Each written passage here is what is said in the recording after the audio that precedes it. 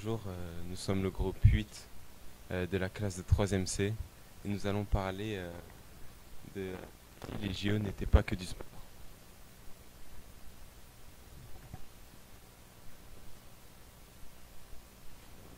Intro.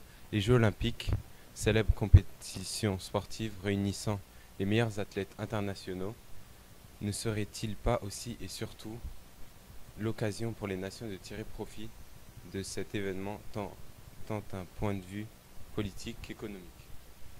Si les Grecs espéraient apaiser les tensions entre États en organisant des trêves olympiques tous les 4 ans, Coubertin, à l'origine des JO modernes, souhaite lui bâtir un monde meilleur grâce au sport.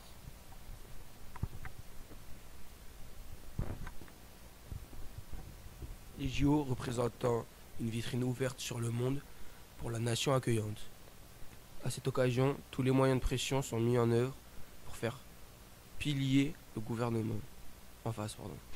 Il peut s'agir de manifestations, de boycotts ou de procédures d'exclusion.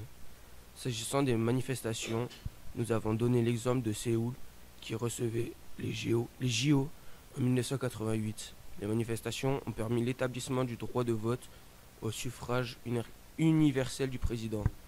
S'agissant du boycott, ce fut cas au JO de Pékin en 2008. Du fait de la pression faite au Tibet ou encore des États-Unis qui refusent de se rendre au JO de Moscou du fait de la guerre en Afghanistan.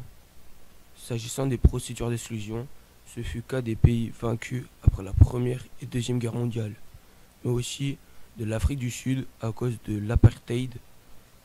De même, la France a vu candidature refusée du fait du non au référendum au projet européen.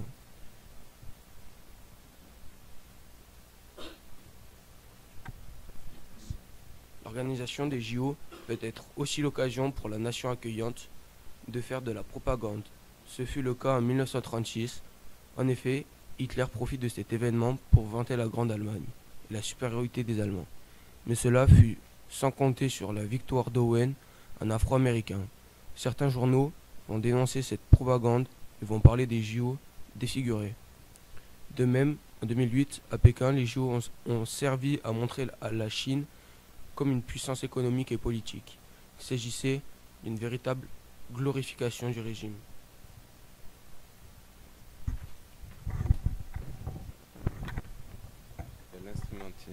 L'instrumentalisation diplomatique et économique des JO. Les JO modernes sont à l'image des Jeux olympiques grecs l'occasion de renouer les liens entre certains pays. Ce fut le cas en accordant à l'Allemagne en 1936 l'organisation des Jeux olympiques. L'Allemagne profitera à cette occasion, comme nous l'avons vu, de faire de la propagande. De même, l'Italie et le Japon auront l'opportunité d'organiser les Jeux olympiques, signe d'un apaisement entre les pays. Les JO permettent également de rapprocher des peuples. Ce fut le cas lorsque les athlètes de RFA et de RDA ont participé ensemble sous les mêmes couleurs. De même, la Corée du Sud et la Corée du Nord ont trouvé un accord pour se réunir aux JO de 1988.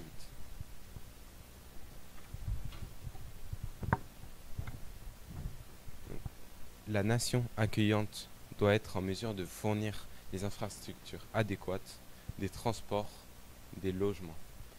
Tout ceci représente beaucoup d'emplois et de dépenses dans les espoirs de faire des recettes importantes lors des JO. Ce fut le cas en Corée, puisqu'elle a vu son économie progresser du fait des droits de retransmission.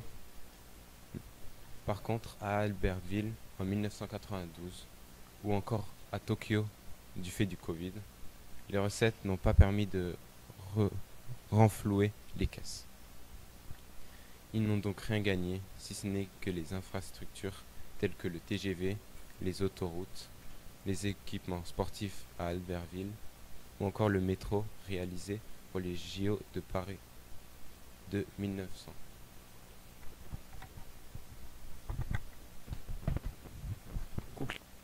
Les JO ne sont pas donc uniquement des épreuves sportives, c'est aussi et surtout l'occasion pour les États de faire de la politique. Les Jeux Olympiques en France de 2024 n'échappent pas à la règle. Beaucoup de dépenses, augmentation des prix, avec l'envie d'en tirer profit, menaces de grève, menaces de boycott à cause des guerres actuelles, Ukraine-Israël, procédure d'exclusion puisque les athlètes russes et biélorusses seront sous bannière neutre et ne défileront pas lors de la cérémonie d'ouverture.